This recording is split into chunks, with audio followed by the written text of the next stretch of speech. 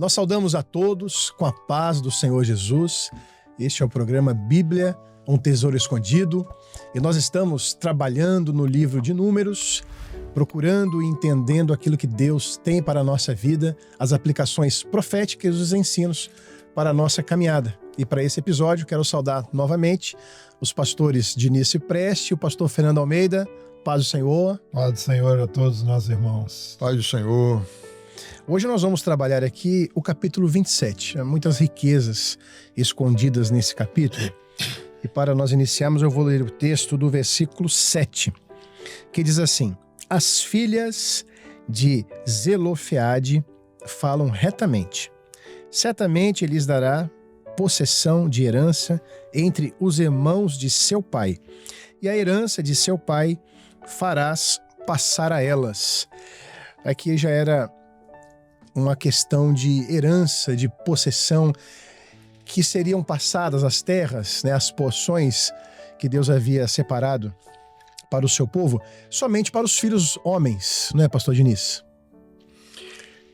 Esse texto tem um ensino assim, muito belo, porque pela lei elas estavam fora. Sim, era só elas não tinham herança, a herança era dos homens.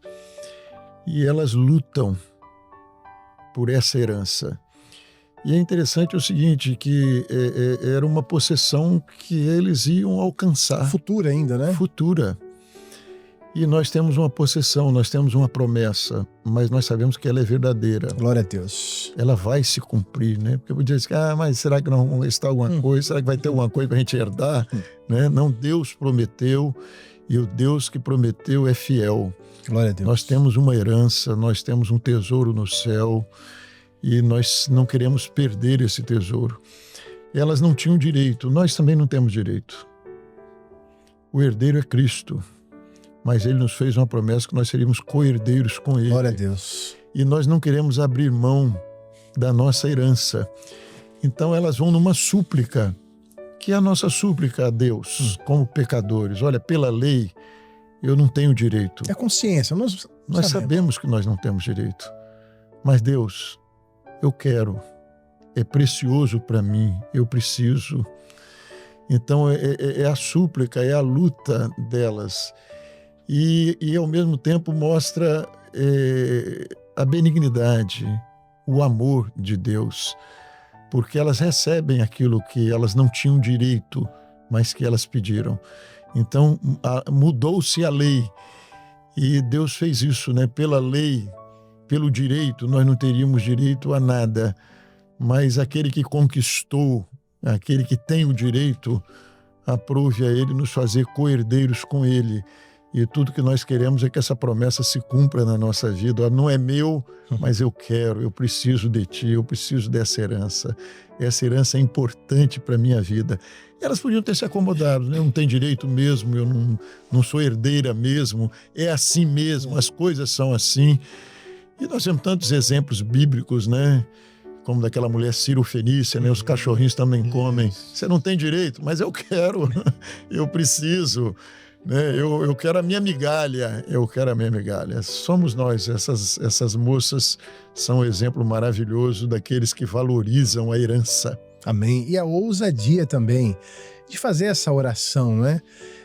A ousadia de ir ao Pai, de ir a Deus, de saber que Ele é um Deus misericordioso, né, pastor Fernando?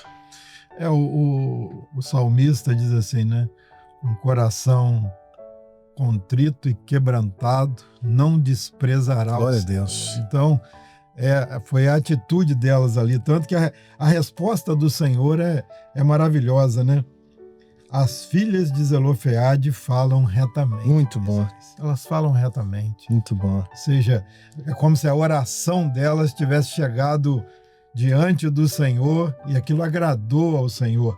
Certamente lhes dará possessão de herança entre os irmãos de seu pai, e a herança de seu pai farás passar a ela. Certamente, então, é herança garantida pelo Senhor. Glória a Deus. E essa é a herança da igreja. Essa é a herança daqueles que entendem que não eram merecedores, entendem que não faziam parte dos herdeiros, mas creram em Jesus, né? Todos aqueles que o receberam, deu-lhes o direito Muito bom. de serem feitos filhos de Deus. Glória a Deus, texto maravilhoso. E se nos tornamos filhos, nos tornamos herdeiros e co-herdeiros com Cristo, porque Ele é o nosso irmão mais velho, né? Glória a Deus. Glória a Jesus. Pastor Diniz, podemos avançar aqui no capítulo? Podemos. Agora uma passagem que está no versículo 12, que ela já vai anunciar, né, aqui já é um diálogo do Senhor com Moisés, aquele que Deus havia escolhido para liderar o povo, para estar à frente, receber as orientações, seria esse interlocutor, né, entre Deus e a congregação. E o texto diz assim, no versículo 12, depois disse o Senhor a Moisés, sobe a este monte, Abarim, e vê a terra que tenho dado aos filhos de Israel. E havendo-a visto, então serás recolhido aos teus povos, assim como foi recolhido teu irmão Arão. Pastor Diniz aqui, eu faço ter uma brincadeira, né, que aqueles que nos acompanham, nós não podemos passar direto pela a morte dos personagens, né, Pastor Diniz? Mas aqui é um anúncio, né, daquilo que Deus estava tratando com Moisés, o tempo dele ia chegar e Deus tinha esse assunto para tratar com ele. Moisés teve uma vida longa, são 120 anos, e mesmo assim ele queria mais, né? Ele não queria ficar ali, né? Agora que vai entrar na terra. E nós vamos ver isso com mais detalhes em Deuteronômio.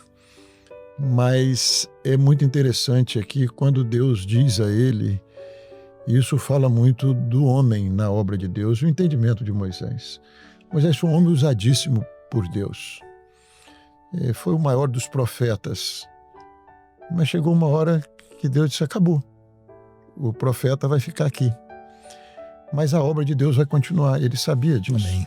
Ninguém é imprescindível na obra de Deus. Não existe um grande homem que Deus precise dele. Existem homens que precisam de Deus. E é Deus quem fala com Moisés. Vai ficar aqui. E outra coisa também. Ainda que Josué, filho de Nun, estivesse sempre à porta da tenda e acompanhando Moisés, e Deus estava preparando ele, mas fica claro aqui que não foi Moisés que escolheu o sucessor. Quem escolheu foi o Senhor. Muito bom. Escolheu até pela posição dele, de desejar a bênção, da disposição dele. Deus conhece o coração do homem. E Josué era esse homem disposto a realizar a obra de Deus, e Deus o escolheu. Mas a palavra do Senhor para Moisés foi dura. Deus trata os seus servos assim. Mas foi de amor também, né? Porque nós vemos no texto que o Senhor trata com ele e diz assim, rebelde foste no deserto de Zim, na contenda da congregação, ao meu mandado de que me santificares nas águas diante dos olhos, né, do povo. Então estava ali Meribá e Cádiz no deserto de Zim. Então falou o Senhor dizendo, Senhor Deus dos espíritos de toda a carne, Moisés falando, ponha um homem sobre esta congregação. Que maravilha. Ele nem indicou, não. Ainda que Josué fosse um homem preparado. Alguém que estava ali. Sempre com ele, né? Mas ele pede, Moisés ora o Senhor. Isso é lindo, né? Porque ele diz assim, olha, você vai ficar aqui. Senhor, mas e o povo? E ele está preocupado com o povo do Senhor. Senhor, e o povo do Senhor? E Moisés mostra isso o tempo todo. A obra não é um projeto pessoal. A obra de Deus não pode se tornar para nós um projeto pessoal. Nós fazemos parte de um projeto que é de Deus. Você vai ficar aqui. Ele queria continuar, ele pede a Deus e nós temos esse direito. Mas ele se mostra servo de Deus. E ele pede a Deus, que Deus havia colocado ele. E ele pede agora ao Senhor, de uma maneira assim, muito humilde, né? Que o Senhor colocasse um homem sobre essa congregação, que saia diante deles, que entre diante deles, que os faça sair, que os faça entrar, para que a congregação do Senhor não seja como ovelhas que não têm pastor. Que preocupação dele, né? Preocupação dele. Senhor, as tuas ovelhas, o teu rebanho, eu vou partir, não sou eu. E nós temos visto isso na obra, né? Homens que o coração está na obra do Senhor. Na continuidade da obra. Na continuidade da obra. Eu vou passar, nós vamos passar. Se Jesus não vier antes, nós vamos passar, mas a obra vai continuar. E nós temos essa preocupação de vermos assim uma geração nova entendendo a obra, mas que não seja... Eu não tenho, por exemplo, como pastor, eu não posso ter um candidato. Eu quero fazer... Uma escolha pessoal, né? Eu quero fazer desse daqui um pastor, eu quero fazer... Não, nós vemos homens que têm, como Moisés viu em Josué, homens que têm assim, um amor à obra, e nós oramos por eles e queremos que eles conheçam a obra e que eles deem continuidade à obra. Mas a escolha, não sou eu que escolho. Quem escolhe é o Senhor. O Senhor ponha. Glória a Deus. Texto maravilhoso, pastor Fernando. E a resposta do Senhor é imediata, né? Então disse o Senhor a Moisés, toma para ti Josué. Então foi o Senhor que falou. Então vai lá e chama Josué. Filho de Num, homem em quem há o Espírito, e põe a tua mão sobre ele, né? A transferência, né? A imposição de mãos do presbitério, né? A transferência do ministério. E você imagina, se você falasse com... A gente, às vezes, a gente fica preocupado com isso, né? Quem vai ser? Quem vai vir para o lugar? Se fulano, se o irmão, se o pastor, se o coordenador, quem que vai tomar o lugar dele, né? A gente tem essa preocupação. E se você falasse com um povo assim que Moisés só iria recolher Moisés, com certeza ia gerar uma insegurança, né? E até normal na nossa, né, humanidade, na nossa fragilidade, né? Mas o Senhor já tinha, né? É porque, assim, o homem que é o Espírito, ou seja, o Espírito. O Espírito já estava em Josué. Já estava. Deus já estava trabalhando, né? Não foi dali. Ele não começou ali. Eu vou dar o Espírito para ele, agora ele vai continuar. Ele já sempre tinha. Junto de Moisés. Quando Moisés estava lá no monte, ele estava ali, aguardando. Né? Ele estava sempre na porta da tenda, diz a palavra do Senhor. Ele estava ali, ó, eu estou aqui. Se precisar de mim, eu estou aqui. Né? E a motivação dele não era para ser alguma coisa, era para servir ao Senhor. Essa deve ser a nossa motivação. Né? Eu não sirvo para ser um diácono, para ter um ministério. Eu posso até desejar, mas eu sirvo por amor ao Senhor, por gratidão ao Senhor, pelo que Ele fez. Ele nos tirou do Egito, Ele nos livrou da escravidão, Ele nos resgatou, né? Ele nos tirou das trevas para a luz, da escravidão para a liberdade, da morte para a vida. Ele fez isso conosco. Então nós estamos aqui servindo por gratidão a Ele. E eu estou aqui. Né? Era a posição de Josué e o Senhor já o tinha escolhido, né? Tinha escolhido, né? Só oficializou ali naquele momento, naquela hora. Josué era um homem capaz. Ele estava à porta da tenda de Moisés, ele aprendeu com Moisés, ele era um homem aguerrido, ele é um homem daqueles que saiu do Egito e que entrou na terra, ele e Calebe, não é porque os outros morreram no deserto. Ele era um valente, ele vai estar ali entre os espias, né, que espiaram a terra. E trouxeram boas novas, né? Trouxeram boas novas, isso ficou lá no passado. Ele aqui já era esse homem. Um homem de fé, um homem que disse, olha, Deus vai nos dar, a confiança dele estava em Deus. A terra tem gigantes, a terra tem as cidades são fortificadas, mas Deus vai nos dar. Ele tinha uma confiança muito grande em Deus, sabia que Deus era fiel para cumprir a promessa. E aqui o Senhor fala uma coisa maravilhosa, porque o Senhor diz que nele tem o Espírito. Não foi Moisés que disse, foi o Senhor. O próprio Senhor. Porque o Senhor que deu a ele essa bênção. E o Espírito aqui não é Espírito do homem, não, porque ele tem, não era todo homem que tinha. E o Espírito aqui está escrito com letra maiúscula. É o Espírito Santo que ele tinha sobre ele. E isso aqui é algo maravilhoso. Olha, ninguém realiza a obra de Deus, ninguém está preparado para a obra de Deus se o Espírito Santo não te capacitar. Se você não tem o Espírito, você pode ser o mais inteligente, você pode ser eloquente, você pode ter doutorado em divindade, mas se você não tem o Espírito Santo, você não tem nada. E isso é uma confusão que muita gente faz hoje, tá? doutor fulano que escreve livro,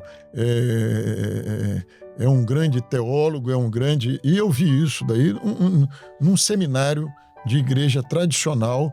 Eu vi um professor de seminário falando o seguinte: a minha grande preocupação hoje, ele disse, é que os alunos chegam aqui muitas vezes cheios de fé e saem daqui incrédulos por causa de professores de curso de teologia que são ateus.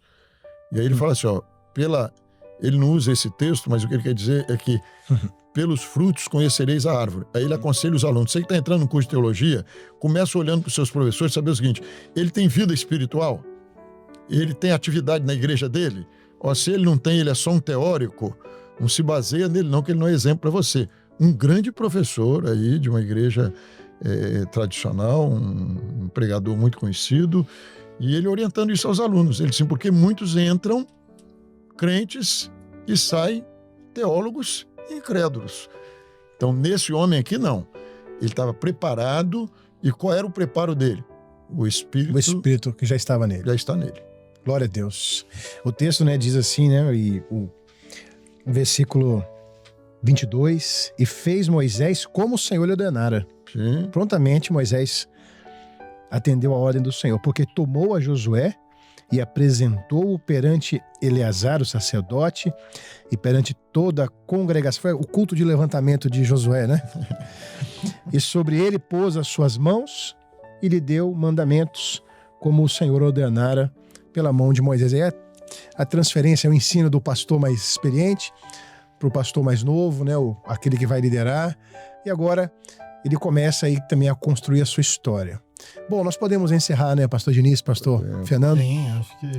É o capítulo 27 muito rico, mas ainda temos mais alguns capítulos e nos encontraremos, se Deus assim quiser, para finalizarmos aí nos próximos programas o livro de Números. A todos, a paz do Senhor Jesus.